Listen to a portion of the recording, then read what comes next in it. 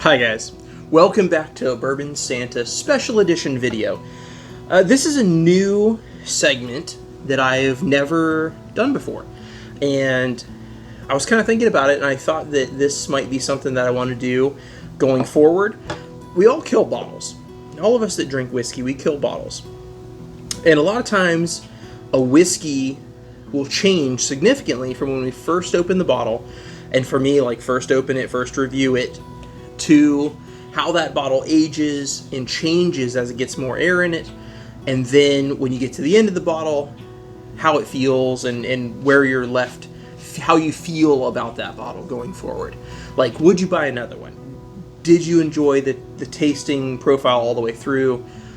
You know, stuff like that. So, I thought what I would do is whenever I finish bottles off, maybe once a week, maybe every 2 weeks, I'll do a segment like this where I'll go through my killed bottles and just talk about them for a second and kind of give you a debriefing on what my thoughts are now on that bottle now that it's gone, and go from there. So this is what it's going to be. This is a new segment we're going to do and see how it goes, and we'll go from there. So the first one up is Boones County Toasted Finish. Now, this was a distillery-only release from Boones County, and Mr. Jeffrey Wack actually got this bottle for me, and I'm super thankful for that. Thank you so much, because I would never have gotten this bottle without a little assistance. So, this is their regular small batch that was then finished in a toasted cask barrel.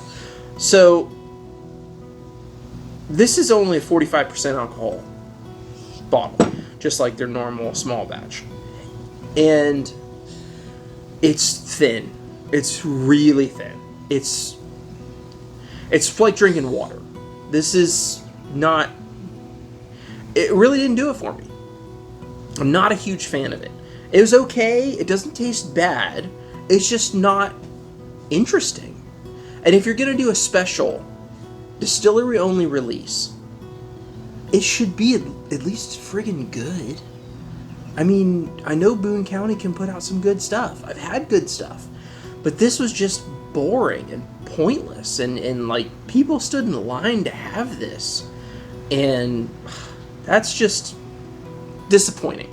Very disappointing bottle. Would I buy another one? Absolutely not. Absolutely not. I would not buy another bottle of that. So, Boones County. Next up is an Old Grandad 114. Now, I know that there are certain other whiskey people. I would say that he's an influencer. I'm not. I'm too small to say that I'm an influencer. But he clearly influences things by when he says that a bottle is wonderful, amazing, yada yada. That bottle suddenly becomes hard to find. So, this is a good mixer. This makes a great old-fashioned. Probably my favorite old-fashioned because it's got the heft that you want and some great flavor, but this isn't something I would want to drink on its own. It's just not. It's not that good. I mean, it's good enough to make an old-fashioned out of, but it's not. It's not Ascot worthy. Sorry, that's a joke. Pathetic. But will I buy this again? Absolutely, because I love making old fashions with it. Because it's cheap. Now, if he goes and F's this up for everybody and makes this an expensive, hard to find bottle, he's getting coal in his stocking this Christmas. Just saying. Next up, Kentucky Owl, Batch 11, Bourbon. A little under $300. Absolutely pathetic. Pathetic. The fact that they can ask you for $280-something with a straight face for this bourbon is pathetic. This stuff was beaten handily by Early Times even though it's lower proof. Early Times beat this in multiple blind tastings that I did. This is one of the most disappointing bottles that I purchased all of last year. And it's finally gone because I chopped it up and gave it away to patrons. And I'm glad it's gone. I will never again buy a Kentucky Owl. It's just never going to happen. Especially now that Dixon Deadman is no longer there. And it's Stoli. And now they're doing dumb finishes and putting out crap. You know, I won't be... Same guy driving past again. That's weird. I won't be wasting my money ever again on Kentucky Owl. It's never going to happen. Never going to happen, never going to happen. Another Kentucky Owl. This is Rye. This one is batch... Don't remember. Batch 2. Batch 2, Kentucky Owl. And this was better than batch 11 Bourbon, but still not wonderful. I mean, I have better ryes that cost a third of what this costs. I mean, seriously, how can you get away with charging $300 for a rye that's beaten by stuff that's under $100? That's just robbery. That's just thievery. That's just bullshittery. I mean, honestly, it's just infuriating. I had Nashville Barrel Company stuff that cost like $60 that beat the pants off of this. In really close... no, actually a little higher proof. And that's just, you know, Indiana MGP stuff. Single barrels. It beat the pants off of this. This is 11-year-old rye. And 6-year-old Nashville Barrel Company MGP ryes beat the pants off of this. So, yet again, another thing that I will never, ever, ever, ever buy again is Kentucky Owl Rye. That's just not going to happen. Now, son of a bitch. This is the review I'm doing next. Son of a bitch, this smells good.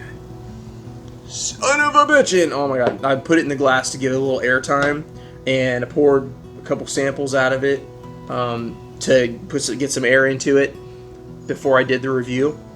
Because when I tasted it, the very first neck pour, amazing, but as it sat in the glass, it got better, so I'm letting that sit for a few minutes. Let's keep going, alright? New Riff Single Barrel. Now, this was the Nightmare Before Christmas. Now, this is good, and I helped pick this. It is New Riff, so automatically I'm kind of, because I don't love a lot of New Riff stuff. I've only had a few New Riffs that I actually liked. This is one of them. I can't get this again. If I could get this again, would I buy another bottle? I bought 2, and this one I drank some, and I chopped it up for Patreon. And would I buy another one of this? No. I wouldn't.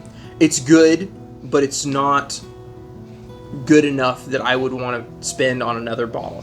I just wouldn't do it. It's okay, it's great, but it's New Riff. And it's not 100% awesome, it's just good. So, there's that. Next up, we've got Old Elk Weeded Bourbon. Now, it's a 5-year-old weeded bourbon. This one happens to be a store pick from Inlet Harbor. This is... Oh, the bottle still smells good. This is one of the best weeded bourbons I think I've ever had. And I did a blind with a couple guys, Jeffrey Wack and Darrell Stewart and Kelsey Dime and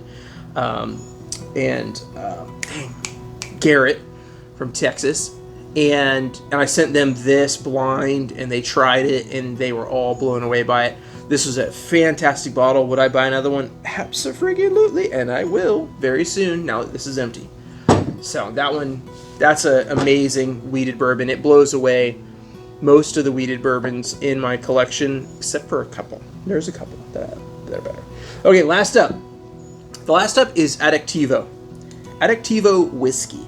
Now, this is their first batch of whiskey. They are a tequila producer, and I talked to them directly about this and like what their goals were and why they were doing this. It's 40% alcohol, super low proof, just like their tequila.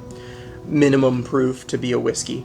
And their goal, their purpose, is on the tequila side and the whiskey side to be the intro whiskey, to be the whiskey that you, or tequila, that you introduce new drinkers to. So like if somebody doesn't love tequila, Addictivo wants to be the tequila that gets them sold on tequila to get their foot in the door, and then they move on to better tequilas.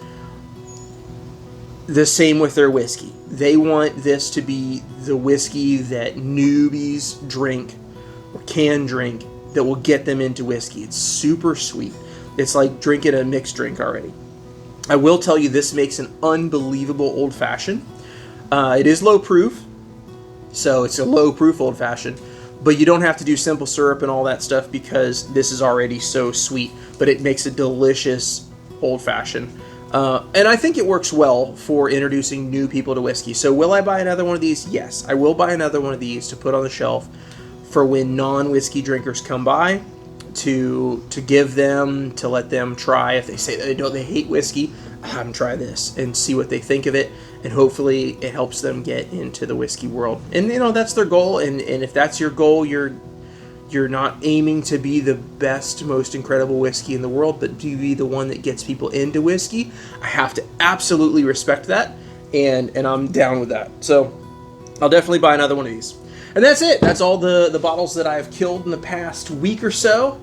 And so yeah, we'll do this again when I have some more. Until next time, I hope you have a great day.